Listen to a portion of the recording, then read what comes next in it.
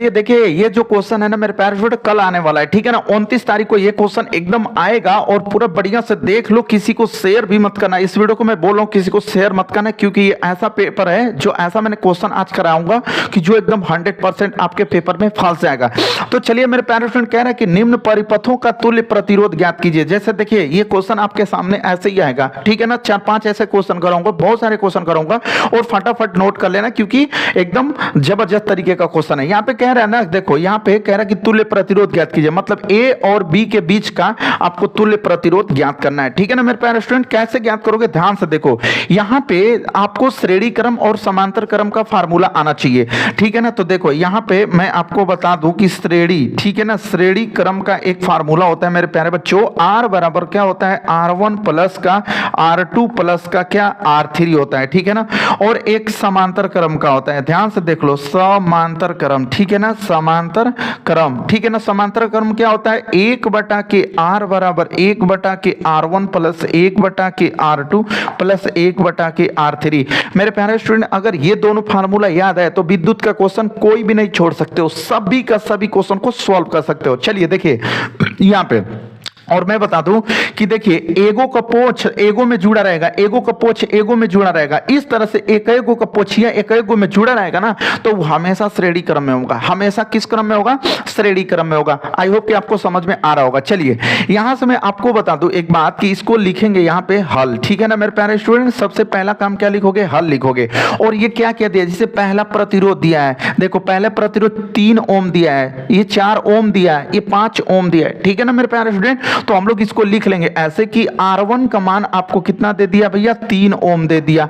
R2 का मान कितना दे दिया, 4 ओम दे दिया। और R3 का मान आपको कितना दे दिया, 5 ओम दे दिया।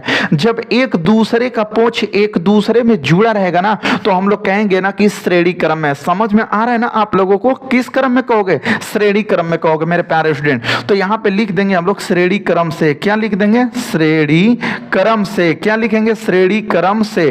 तो मेरे प्यारे बच्चों, श्रेणी क्रम का फार्मूला क्या होता है, तो कहोगे कि सर R बराबर R1 प्लस का R2 प्लस का क्या R3 होता है। तो यहां पे देखिए, R बराबर R1 का वैल्यू कितना है, तो 3 ओम है। R2 का वैल्यू कितना है, तो 4 ओम है। और R3 का वैल्यू कितना है, 5 ओम है। ओम लिखा नहीं जाएगा, बस क्वेश्चन में मतलब ऐसे दिखा दिया जाएगा, ठीक है ना। तो यहां पे देखो R बराबर, देखो 4 3 7 हो जाएगा, प्लस का 5 हो जाएगा। तो R बराबर 7 5 कितना होगा, 12 ओम। यहां पे ओम आप लिख सकते हो, ये ग्रीक भाषा में होता है। ये किस भाषा में होता है मेरे प्यारे स्टूडेंट, ग्रीक भाषा में ये ओम का प्रतीक होता है। चाहे आप ओम लिखो, चाहे ऐसे बना दो टेढ़ा टाढ़ी डिंग डोंग, आपका वही कहलाएगा ओम, मतलब प्रतिरोध का मात्रक कहलाएगा, ठीक है ना मेरे प्यारे स्टूडेंट। चलिए इसका अगला क्वेश्चन देखिए, फटाफट अगला क्वेश्चन देखो। यहाँ पे ये जो क्वेश्चन आप देख रहे हो ना मेरे प्यारे बच्चों, क्या कह रहा है कि अवतल दर्पण से 20 सेमी की दूरी पर रखी वस्तु का वास्तविक प्रतिबिंब 30 सेमी की दूरी पर बनता है। दर्पण की फोकस दूरी ज्ञात कीजिए।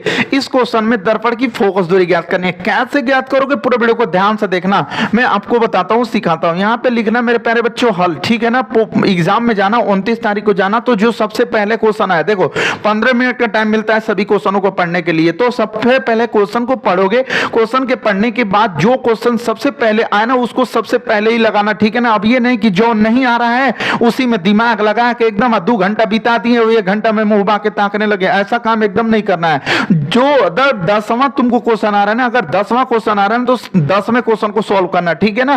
फालतू का टाइम मत वेस्ट करना। यहां पे देखो, अवतल दर्पण से 20 सेमी की दूरी पर, देखो ये U का वैल्यू दे दिया, लेकिन मैं बता दूं मेरे प्यारे स्टूडेंट कि अवतल दर्पण है, इसलिए हम लोग क्या करेंगे, अवतल दर्पण में किसी भी चीज का मान माइनस में होता है, चाहे वो U का मान हो या फिर V का मान हो या फिर U का मान हो, ठीक है ना मेरे प्यारे बच्चों। तो यहां पे हम लोग U का वैल्यू क्या ले लेंगे, -20 सेमी। यहां पे कह रहा कि वस्तु का वास्तविक प्रतिबिंब 30 सेमी की दूरी पर बनता है, मतलब V का जो वैल्यू है वो भी माइनस से लिखेंगे। और कितना सेमी की दूरी पर बन रहा है, तो 30 सेमी की दूरी पर बन रहा है। आपसे पूछ रहा है फोकस दूरी, तो फोकस दूरी मतलब कि F का वैल्यू ज्ञात करना है। यहां पे कह रहा है दर्पण की फोकस दूरी ज्ञात कीजिए। तो मैंने अभी इसके पहले वाला जो वीडियो मैंने बनाया था वो फार्मूला बताया था, तो उस फार्मूले में मैंने बताया था कि दर्पण की फोकस दूरी क्या होगी, लेंस की फोकस दूरी क्या होगी, मैंने सब कुछ आपको क्लियर करा दिया था। तो यहाँ पे हम लोग लिख देंगे ऐसे कि दर्पण के सूत्र से, दर्पण के सूत्र से, ठीक है ना मेरे प्यारे बच्चों, क्या लिख देंगे, दर्पण के सूत्र से लिख देंगे, ठीक है ना। तो क्या होगा ध्यान से देखिएगा, दर्पण का सूत्र 1/F बराबर 1/V प्लस का 1/U होता है। अब देखो यहाँ पे 1/F बराबर 1/V है ना, तो देखो यहाँ पे V का वैल्यू क्या है, -30 है, तो लिख लोगे -30 प्लस 1/U, ठीक है, U का वैल्यू क्या आएगा, -20, तो यहाँ पे लिख लोगे -20। अब देखो क्या करोगे, 1/F बराबर यहाँ पे माइनस ऊपर में हो जाएगा, तो 1/30 और ये प्लस में माइनस का गुणा होगा तो -1 का कितना हो जाएगा, 20 हो जाएगा। अब देखिए मेरे प्यारे बच्चों 1/F बराबर यहाँ पे 30 और 20 का लसन लेना पड़ेगा ना, तो 30 और 20 का लसन हम लोग ले लेते हैं, तो हमको लगता है कि 60 होगा। लसन नहीं लेने आता होगा कमेंट करना, लसन लेना भी सिखा दूंगा, ठीक है ना। तो यहाँ पे 30 दूना के तो माइनस का 2 होगा और माइनस 20 से कम 20, 20 दूनी 40, 20 तिहाई 60, तो ऐसे हो जाएगा, ठीक है ना मेरे प्यारे बच्चों। तो अब हम लोग यहाँ पे लिखेंगे कि 1/F बराबर -2 और -3 का कितना 60 हो जाएगा, ठीक है ना। तो 1/F बराबर -2 और -3 कितना होगा, -5 का 60। अब देखो मेरे प्यारे बच्चों यहां से ये 5 का गुणा इधर करो, केवल 5 का करो तो क्या हो जाएगा, 5F हो जाएगा, और इसमें गुणा करोगे तो ये माइनस यहीं पे है और यहाँ पे क्या हो जाएगा, 60 हो जाएगा। अब देखो F बराबर माइनस का 60 और बट्टे का क्या हो जाएगा, 5 हो जाएगा। तो अब देखिए F बराबर 5 से कटा दीजिए, तो 5 × 5 5 दूना के 10, तो माइनस कितना आ जाएगा, 12 सेमी आ जाएगा। माइनस कितना आ जाएगा मेरे प्यारे बच्चों, 12 सेमी आ जाएगा। तो यहाँ पे F का वैल्यू देख रहे हो ना, कितना आसानी से आ गया, क्या, माइनस का 12 सेंटीमीटर, ठीक है ना। इसका अगला क्वेश्चन देखो, चलिए ये जो क्वेश्चन आप देख रहे हो ना मेरे प्यारे स्टूडेंट, कह रहा है कि एक उत्तल दर्पण की फोकस दूरी 20 सेमी है, ठीक है ना। एक उत्तल दर्पण है और उसकी फोकस दूरी कितनी है, 20 सेमी है। इस दर्पण से 25 सेंटीमीटर की दूरी पर, ठीक है ना, वस्तु के प्रतिबिंब की स्थिति ज्ञात कीजिए। मेरे प्यारे बच्चों प्रतिबिंब की स्थिति ज्ञात करनी है। चलिए यहाँ पे मैं आपको बताता हूं, सबसे पहले लिखेंगे हम लोग क्या, हल लिखेंगे, ठीक है ना। यहाँ पे जो जो चीज देखो, फिजिक्स में यही टेक्निक लगाना 29 फरवरी को, ठीक है ना। क्या टेक्निक लगाओगे, क्या दिमाग लगाओगे कि सबसे पहले एग्जाम में जाना ना, तो जो अगर फिजिक्स का न्यूमेरिकल दिया रहेगा ना, तो क्या करना कि अगर कोई भी चीज दिया है ना, तो सबसे पहले उसका वैल्यू लिख लेना, मान लिख लेना। यहाँ कह रहा है कि उत्तल दर्पण की फोकस दूरी 20 सेमी है, तो फोकस दूरी का मतलब कि F का मान दे दिया है, और वो भी कैसा होगा, धनात्मक होगा। क्यों धनात्मक होगा, क्योंकि यहाँ पे उत्तल दर्पण है, तो यहाँ पे इसकी फोकस दूरी इतना 20 सेमी लिख लेंगे। कोई दिक्कत है, लिख लेना भाई। अब कह रहे हैं कि इस दर्पण से 25 सेंटीमीटर की दूरी पर, तो 25 सेंटीमीटर की दूरी पर ये माइनस में हो जाएगा 25 सेंटीमीटर। काहे कि देखो, सुन लो मेरी बात, एक ध्यान से थोड़ा सा देख लो, चाहे उत्तल हो चाहे अवतल हो, उसमें F का वैल्यू हमेशा क्या होता है, ऋणात्मक होता है। चाहे उत्तल हो चाहे अवतल हो, F का वैल्यू क्या होता है, हमेशा ऋणात्मक होता है। अब तुमसे V का वैल्यू पूछ रहा है, प्रतिबिंब का पूछ रहा है, ठीक है ना। तो सिंपल बात है, लगा दोगे क्या, दर्पण, ठीक है ना, दर्पण के सूत्र से, दर्पण के सूत्र से, यही मतलब फार्मूला आप लगा दोगे। तो अब देखो क्या होता है, 1/F बराबर 1/V प्लस का 1/U, ठीक है ना, यहीं से निकालोगे। तो देखो 1/F का वैल्यू कितना दे रखा है, 20 दे रखा है, बराबर 1/V का वैल्यू तो भैया ज्ञात करना है, और प्लस का 1/U है ना, U का वैल्यू देखो माइनस का कितना दे दिया, 25 दे दिया है। अब देखो 1/20 होगा और ये माइनस का 1/25 है ना, बराबर की इधर आएगा ना, तो वो प्लस का 1/ क्या हो जाएगा, 25 हो जाएगा, और बराबर इधर 1/ क्या मिलेगा, V मिल जाएगा। आई होप कि आपको समझ में आया होगा। अब देखिए मेरे प्यारे बच्चों 25 और 20 का हम लोग लसा ले लेंगे, ठीक है ना। 25 और 20 का हम लोग क्या करेंगे, लसा ले लेंगे। चलिए इस वीडियो में मैं आपको सिखाता हूं कि लसा कैसे लिया जाता है। अगर जो लोग नहीं जानते होंगे तो लसा लेना कैसे, लसा ले लोगे, क्योंकि उस वहां पे गलती करोगे तो बहुत दिक्कत है। यहां से देखो 5 से कटा दो तो 5 चौक को 20, 5 पचे 25, फिर 4 से कटा दो तो ये खत्म हो जाएगा, 5 बच जाएगा, फिर 5 से कटा दोगे तो ये भी खत्म, ये भी खत्म। अब इसी का गुणा कर लो तो 5 पचे 25, 25 चौको कितना हो जाएगा, 100 हो जाएगा मेरे प्यारे बच्चों। तो ऐसे आप लसा लेना सीख गए ना, ठीक है ना। चलिए तो 25 और 20 का लसा कितना हो जाएगा, 100 हो जाएगा। अब देखो 20 से इसको कटाओगे तो 20 पच्चे का क्या होता है, 100 होता है, कट गया।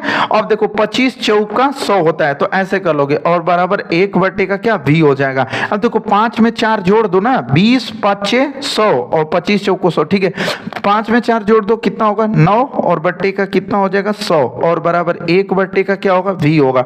अब देखो इस यहाँ पे तिर्यक गुणा कर लो, इसका इधर करोगे, इसका इधर करोगे, तो v का गुणा 9 में करोगे तो सिंपली 9v मिलेगा, और बराबर देखो 100 को गुणा 1 में करोगे तो क्या मिलेगा मेरे प्यारे स्टूडेंट, 100 मिल जाएगा। तो देखो v बराबर क्या होगा 100, और यहाँ पे गुणा में 9 है, बराबर की इधर आएगा, भाग में हो जाएगा। तो या तो तुम इतना ही आंसर रहने दो, ठीक है ना, इतना ही आंसर रहने दो, इतना ही रहने भी देना, ठीक है ना, ज्यादा छेड़छाड़ करोगे तो दिक्कत हो जाएगा। तो चलिए इसका अगला क्वेश्चन देखिए, नेक्स्ट क्वेश्चन देखिए। ये जो क्वेश्चन कह रहा है कि उस उत्तल दर्पण की फोकस दूरी ज्ञात कीजिए जिसकी वक्रता त्रिज्या 32 सेंटीमीटर है। यहाँ पे वक्रता त्रिज्या लिखा है, लाइट ज्यादा होने की वजह से नहीं दिख रहा होगा, ठीक है ना। लेकिन मैं आपको बता दूं कि इस क्वेश्चन को हल कैसे करना है मेरे प्यारे स्टूडेंट। बोर्ड में जाना, एग्जाम में जाना, इतना साल मतलब एकदम शांत माहौल में, एकदम दिमाग को टेंशन में मत लेना और आराम से सॉल्व करना, हल हो जाएगा। यहाँ पे देखो कह रहा है ना कि उत्तल दर्पण की फोकस दूरी ज्ञात कीजिए, मतलब आपको क्या ज्ञात करना है मेरे प्यारे स्टूडेंट, फोकस दूरी ज्ञात करना है। कह रहा है जिसकी वक्रता त्रिज्या 32 सेंटीमीटर है, मतलब वक्रता त्रिज्या का मतलब कि किसका मान, आर का मान कितना, 32 सेंटीमीटर है। तो आप लगा दोगे वक्रता त्रिज्या, देखो अब वक्रता त्रिज्या यहाँ पे दे दिया और फोकस दूरी ज्ञात करना है, तो आप कौन सा फार्मूला लगाओगे, तो एफ बराबर आर बटे का 2, ये वाला फार्मूला लगाओगे। एफ बराबर आर बटे का 2 वाला फार्मूला लगाओगे तो मेरे प्यारे स्टूडेंट एफ बराबर यहाँ पे क्या है, आर है, देखो आर का वैल्यू कितना है 32 है, और बटे का 2, तो ये तो फार्मूला में रहता है। तो देखो यहाँ से एफ बराबर क्या होगा, कटा दोगे तो कितना आ जाएगा, 16 सेमी आ जाएगा। कितना आ जाएगा मेरे प्यारे स्टूडेंट, 16 सेमी आ जाएगा, ठीक है ना।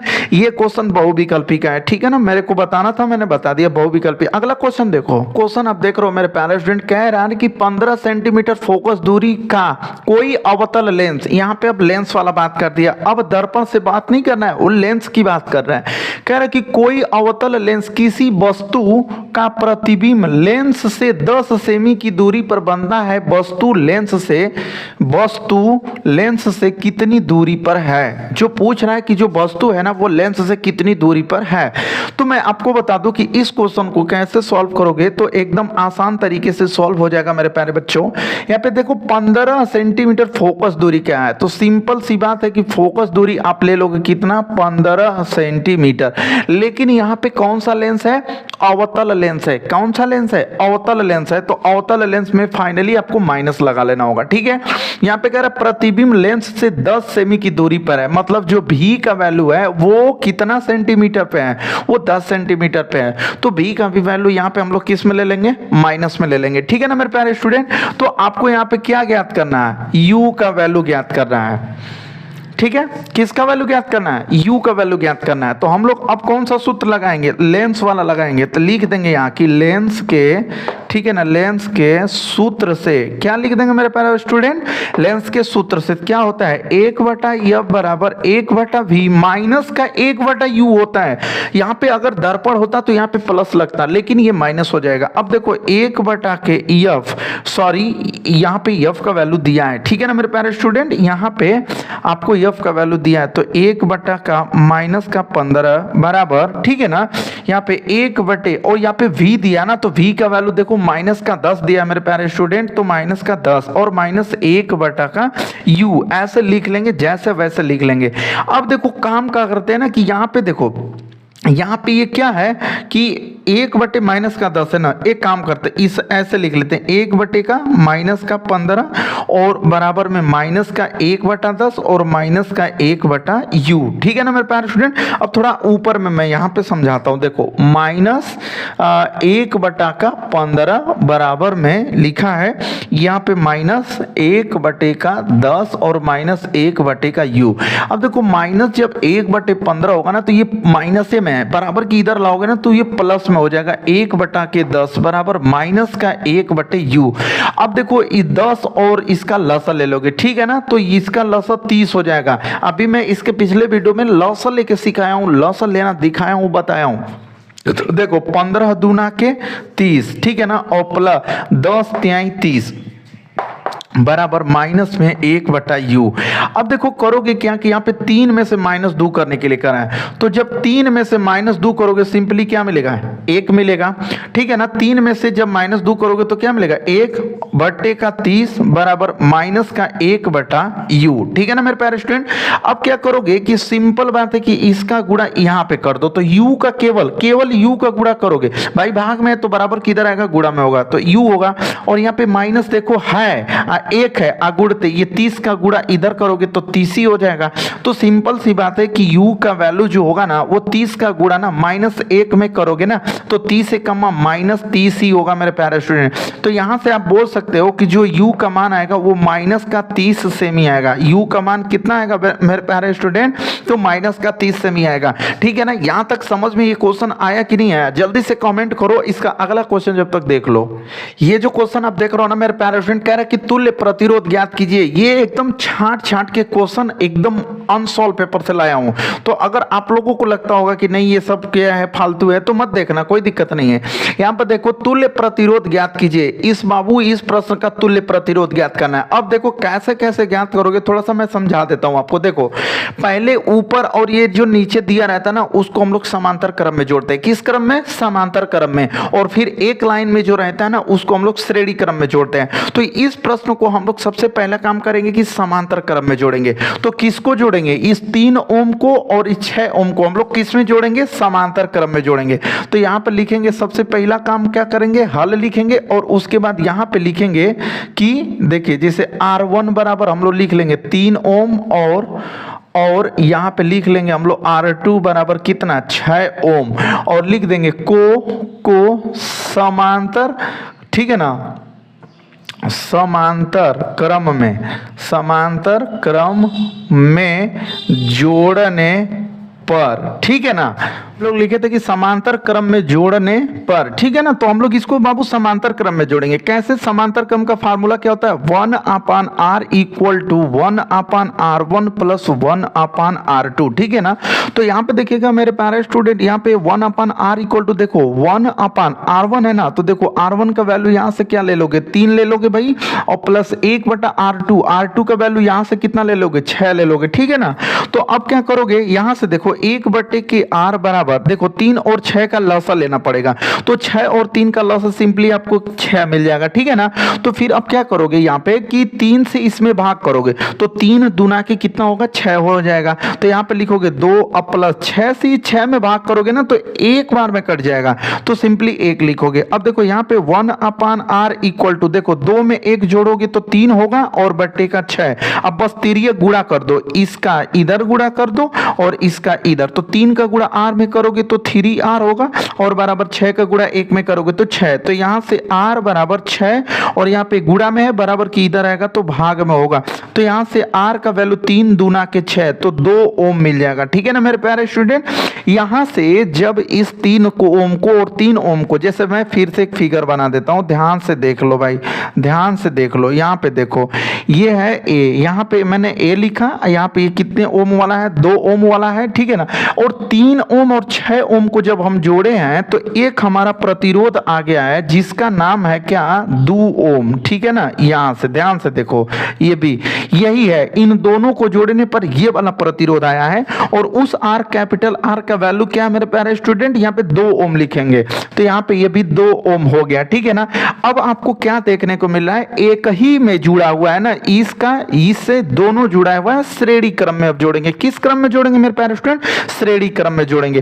तो अब हम लोग लिखेंगे यहाँ पर कि 2 ओम इस वाले को, ठीक है ना, लिखेंगे यहाँ पे कि 2 ओम और, ठीक है ना मेरे प्यारे स्टूडेंट, ऐसे लिख लिख के लगाओगे तो नंबर मिलेगा। फिर 2 ओम को, ठीक है ना, किस में जोड़ने पर, श्रेणी क्रम में जोड़ने पर। ठीक है, ऐसे लिख दोगे कि श्रेणी क्रम में जोड़ने पर, श्रेणी क्रम में जोड़ने पर। ठीक है ना, अब देखिएगा यहाँ पे श्रेणी क्रम में क्या होगा, आर बराबर, ठीक है ना, यहाँ पे क्या होगा, आर बराबर R1 प्लस का R2। अब देखिएगा यहाँ से आर कर लिए थे ना, तो इसको अब आर डैश करोगे और यहाँ पे are dash equal to R1 का वैल्यू यहाँ से देखो 2 ओम ले लो और प्लस R2 का वैल्यू चाहिए ये वाला ले लो, ठीक है ना, 2 ओम। तो यहाँ से आर डैश का वैल्यू हो जाएगा, 2 में 2 जोड़ दोगे तो 4 ओम हो जाएगा।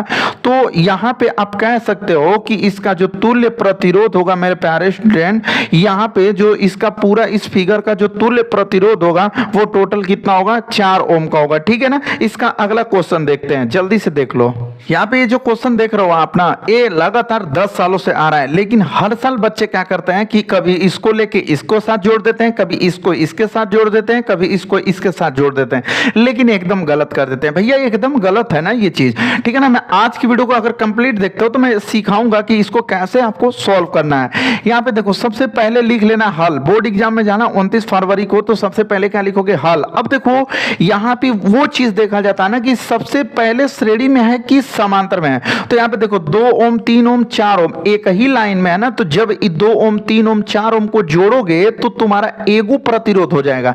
तो अब देखो इसको कैसे जोड़ोगे, 2 ओम 3 ओम और 4 ओम को किस क्रम में जोड़ेंगे हम लोग, श्रेणी क्रम में जोड़ेंगे। तो यहाँ पे लिख देंगे हम लोग यहाँ पे कि ऐसे कि 2 ओम कामा 3 ओम कामा 4 ओम, ठीक है ना, को श्रेणी क्रम में जोड़ने पर, श्रेणी क्रम में जोड़ने पर, ठीक है ना। तो अब देखो यहाँ पे क्या होगा, ये देखो R1 का वैल्यू हो जाएगा 2 ओम, R2 का वैल्यू हो जाएगा 3 ओम, ठीक है ना। और यहाँ से R2 R1 R2 R3 का वैल्यू क्या हो जाएगा, 4 ओम हो जाएगा, ठीक है ना मेरे प्यारे स्टूडेंट। इतना हो गया। अब इसको श्रेणी क्रम में कैसे जोड़ोगे, देखो R1 R2 R3 हो गया ना, तो इसको श्रेणी क्रम में कैसे जोड़ोगे, तो देखो क्या होता है, R बराबर, ठीक है ना, R1 प्लस का R2 प्लस का R3। अब देखो यहां से R बराबर, R1 का वैल्यू कितना है 2 प्लस R2 का वैल्यू कितना है 3 और प्लस R3 का वैल्यू कितना है 4। तो यहां से R बराबर देखो 4 3 7 2 9 ओम। तो यहां से क्या हो गया, 9 ओम का आपका मतलब पूरा भी क्वेश्चन नहीं है बट 9 ओम आ गया। मतलब कि इसको देखो यहां से यहाँ पे ये है, ध्यान से समझना, ठीक है ना, और यहाँ पे एक ये 9 ओम वाला है, ठीक है ना मेरे प्यारे बच्चों। और इन तीनों को हम जोड़े हैं तो एक ही प्रतिरोध कुल मिला के आया है, और वो भी कितने का आया है, तो 9 ओम का आया है। देख लो यहाँ पे 9 ओम का आया है ना, और ये पहले से ऑलरेडी 9 ओम का था। तो अब तुम्हारे माइंड में चल रहा होगा, सेट हो गया होगा कि सर आप इसको किस क्रम में जोड़ेंगे, ऊपर और नीचे है तो ये आप कौन से क्रम में जोड़ोगे भैया, समांतर क्रम में। तो अब आपको क्या लिखना होगा यहाँ से कि 9 ओम और 9 ओम और 9 ओम, ठीक है, 9 ओम और 9 ओम को किस क्रम में जोड़ने पर, समांतर क्रम में जोड़ने पर। किस क्रम में, समांतर क्रम में जोड़ने पर, समांतर क्रम में जोड़ने पर। तो समांतर क्रम का फार्मूला भी तो याद होना चाहिए ना। तो समांतर क्रम का फार्मूला 1/r डैश करोगे। अब इसको डैश करोगे, क्यों डैश करोगे, क्योंकि यहाँ पे r आपने निकाल चुका, तो यहाँ पे 1/r डैश करोगे और यहाँ पे करोगे क्या, 1/r1 प्लस 1/r2, क्योंकि समांतर क्रम में यही होता है मेरे प्यारे स्टूडेंट, ठीक है ना। अब देखो यहाँ से 1/r बराबर 1/r1 है ना, तो देखो r1 का वैल्यू कितना लोगे, 9 ओम ले लोगे, प्लस 1/r2 का वैल्यू कितना ले लोगे भैया, 9 ले लोगे। तो 1/r बराबर दोनों का लसा ले लो तो कितना हो जाएगा, 9 होगा ना। तो 9 से 9 कटेगा तो यहाँ पे क्या मिलेगा 1, प्लस यहाँ से 9 से 9 कटेगा तो क्या मिलेगा 1 मिल जाएगा। तो देखो 1/r बराबर 2 हो जाएगा ना, और बटे का 9। अब यहां से तिरिया गुणा करते हैं हम लोग, तो इसका इधर करोगे तो क्या मिल जाएगा, 2r मिल जाएगा, और इसका इधर करोगे तो 9 मिल जाएगा। आई होप कि समझ में आ रहा होगा। अब देखो r बराबर यहाँ पे 9 और ये गुणा में है ना, बराबर की इधर आएगा तो भाग में हो जाएगा। तो r बराबर कटा दो तो 2 चौको 8 और 2 5 10, तो आपका कितना आ जाएगा भैया, ठीक है ना। यहाँ पे r डैश होगा, मैं भूल गया, यहाँ पे r डैश होगा, ये भी r डैश होगा, ये भी r डैश होगा, ये भी r dash r dash r dash. तो आर डैश मतलब इस परिपथ का तुल्य प्रतिरोध कितना आया, 4.5 ओम आ गया। ठीक है ना मेरे प्यारे स्टूडेंट, कितना आ गया इस परिपथ का पूरा मतलब तुल्य प्रतिरोध कितना आ गया, 4.5 ओम आ गया, मतलब 4.5 ओम आ गया। ठीक है ना, वीडियो कैसा लगा नीचे कमेंट करिएगा।